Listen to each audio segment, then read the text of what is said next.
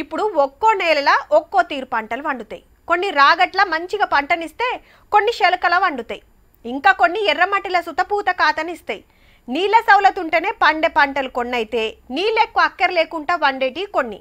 ఇట్లా భూమిని బట్టి ఆడ ఏ పంటలేస్తే ఫాయిదా ఉంటుందో చూసుకొని రైతన్నలు వ్యవసాయం నడిపిస్తుంటారు. కానీ ఓ తాన చూడురి ఎసొంటి భూమిలా వ్యవసాయం మురికిస్తున్నారో.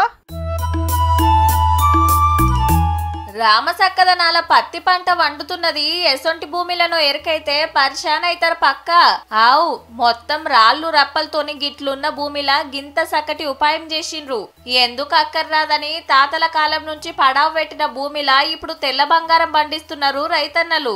ఏం పండకపోయే సార్, ఆఖరికి 2 గొర్రెలు వచ్చినా ఎడ్లు వచ్చినా మేలైన పరిస్థితి ఉండే సార్. అంతా గీసారు పుణ్యమే. జనగామ జిల్లా అక్కపల్లిగూడెం పంచాయతీ కార్యదర్శి పేరు అవినాష్. ఊర్లో ఏం తక్కువ 600 ఎకరాల భూమి ఉత్తగానే ఉన్నదట. నీళ్ల సౌలతి లేదా అంటే బావులల్ల పుష్కలంగా ఉన్నాయి నీళ్లు.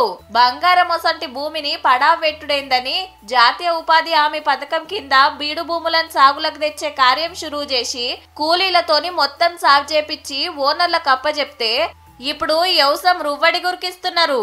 మనిషికి పోతే మనిషికి అవపడ ప్లేస్ ఉండే సార్. ఇప్పుడు కొంచెం సారవంతమైన భూమి లెక్క అయింది. పంట వేసుకున్నాం. మాకు కొంచెం చాలా కృతజ్ఞత అనిపిస్తుంది సార్. మొత్తం అడవి చెట్లు లెక్క ఉంటే చెట్లు సాగు చేయించి రాళ్ళు ఉంటే గుంతుకాలు తీసి గుంతుకాల ఒక ట్రాక్టర్లో పోతా అంటే రేవలు పోతా అలా పోసి లేవలు చేసి పత్తి పంట పెట్టారు సార్. మునుపు మనుషులు పోతానికి పశువులు మేస్తానికి సుతా తిప్పలే ఉండేనట. గసొంటిది ఇప్పుడు గింత ముద్దుగా చేసిందని పంచాయతీ సెక్రటరీని తారీఫ్ చేస్తుండ్రంతా. ఏది గొడ్డు పోయినా గొర్రె పోయినా కానీ వాళ్ళకు అవకాశం పోయే దారి లేదు. ఇలా అంటే అసలు భూమిని సాగు చేసిండంటే సారు మామూలు సాగు చేయలే.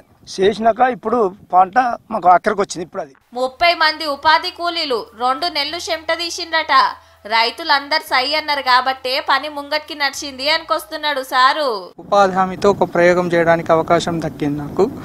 రైతులు కూడా చెప్తే అర్థం చేసుకొని వాళ్ళు కూడా మేము సాగులోకి తెచ్చుకుంటాం. నీటి వసతి ఉండడం. పడవ పడ్డ భూముల పత్తితో పాటు మొక్కజొన్న సుతా వండించుడే కాదు, కొబ్బరి చెట్లు సుతా నాటుకున్నారు. తెలంగాణలో ఉండేటువంటి భూమి అంతా కూడా సాగులోకి వస్తే అది రైతులకు చాలా ఉపయోగకరంగా ఉంటుందని మేము అనుకుంటున్నాం.